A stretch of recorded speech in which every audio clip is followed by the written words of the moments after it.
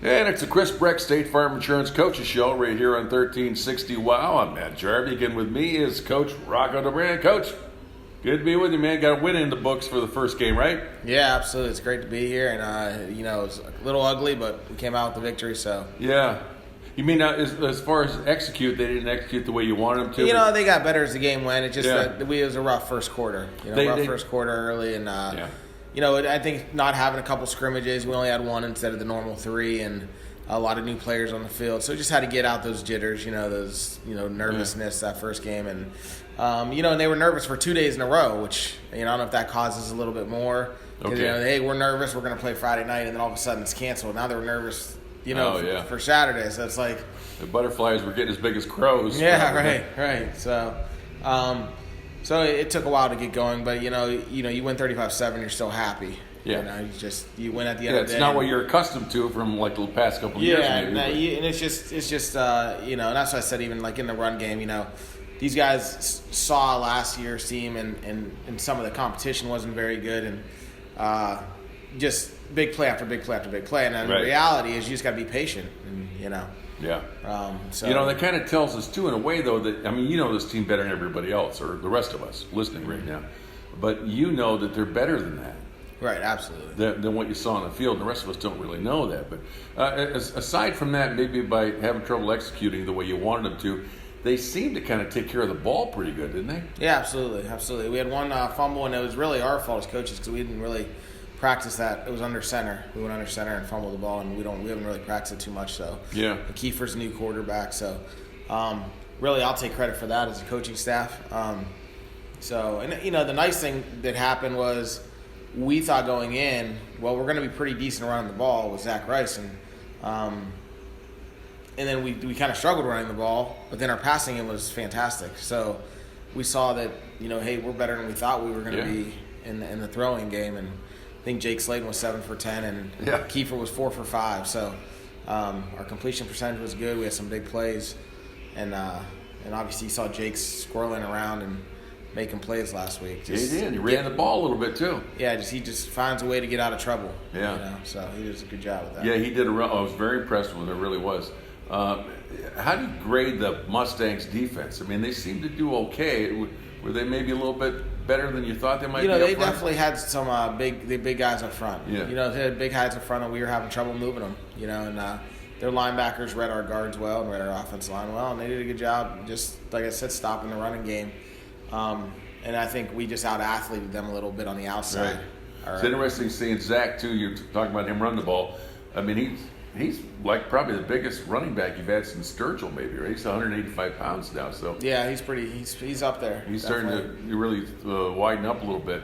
But he ran up the middle a couple times, like a fullback, for sure. He's not, he kind of got it all. He's got a lot of strength. He's got some speed, and, and he's got some good savvy. And, he wasn't happy with his offensive performance, but I was happy that, like you said, held on to the ball.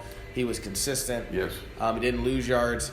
And he had a phenomenal game on defense. He's only a sophomore, and I think some people expect him to play like a senior. Yeah. But he was all over the field defensively. I was impressed with him running the ball because he did a lot of different things. Tried to run some sweeps up the middle, off tackle. He was doing, he was trying a lot of different types of run styles. Yeah, he could definitely. He's that type of back that can kind of do it all. Now, you're talking about Jake Nunes too as well.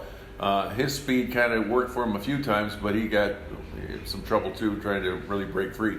Yeah, absolutely. And same thing. We got to get better up front on the offensive line, which we worked a lot at this week, and those guys are getting better. Yeah. So the holes weren't as big as they're used to in the past. Right. And it was the first time Jake was playing running back position. Yeah. But he did have I think he had 2 key catches down the middle of the field. Right. Which were real nice. So good game defensively too. Absolutely. And I know it got called back, and on film it ended up being a bad call, but you saw his speed on that punt return for a touchdown. Yeah. He does a lot for us, and like you said, they had a hard time running our weak side because Nunes was the strong safety coming down making plays. Yeah. I wanted to bring it up last week, and I forgot to, but what was that game last year when Jake was he was defending? I think it was against Cash at home, right? No, Cash was away. Yeah. That was away. I can't remember who it was who played at home, but it was right in front of your. Might have been Sharpsville or. Sharpsville could have been right in front of your bench right there. He was defending against a defender 6'2" or more maybe, and he scaled him, climbing up him, and broke up the play. To me, I always remember that play as being maybe one of the all-time highlights. That was 2 years ago. Slayton with Cash at home. He did it too, but I remember Jake last year getting one away, and I was impressed with it. So he has great ability defensively too as well. Both of those guys do. Yeah, absolutely. They really do. West Geauga, they had a big game against Lakeside, jumped out on them early, 14-0, scored another touchdown, then they shut them down. I was talking with their athletic director, Ben Sahura. He said they had 2 touchdowns called back. But nevertheless, Lakeside got control of the game at the end of the second quarter and carried that through the end of the game. And, Yeah, absolutely. It was a very exciting game to watch. And you could tell, there's a little bit of the COVID, same as us. This fact is that was their first game. I don't think West G had a scrimmage. So they started late, and there was a lot of turnovers both sides of the ball. Lakeside fumbled on the 1, and they threw an interception on the 5. Or when they were about the 6-yard line, they threw an interception. Right. And that was one to win for a touchdown. They got called back, but they still got the ball around the 50. West Geauga did. So, but West Geauga is a heck of a tailback. Number 29. I mean, he caught some passes out of the backfield. He's running sweeps, and he's a great player. And they look like a fast team that gets the ball quick on defense. So it's going to be a fun, challenging game. And he was saying after merging, instead of merger, whatever it is with Newberry's going in with them. So I think they're going to be going to Division III or something like that because of the enrollment increase or whatever. They're a bigger school than we are right now. Yeah, for sure. Quite a bit bigger. So roster looks like it too. Yeah, for sure. They're definitely a bigger team. That's okay. We'd like to get in that conference. Down the road, maybe possibly if we're under the umbrella of the CVC and with Lakeside and Geneva and Perry Valley and that would be great. So. But in this situation with COVID, we'll take any games we can get, and at least we're playing football. That's right. We about 3 weeks ago we weren't even sure if we were going to play. So it's one of those weird year, but we're excited to be here. Oh, it's another great game at home against West Geauga, against the Wolverines. Haven't seen much of them, but looking for a great outcome, Coach. Yeah, absolutely. Our kids are going to work hard and till the final whistle and see what happens. Yeah.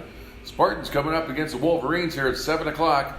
This has been another edition of the Chris Brecht State Farm Insurance Coaches Show right here on 1360 WOW.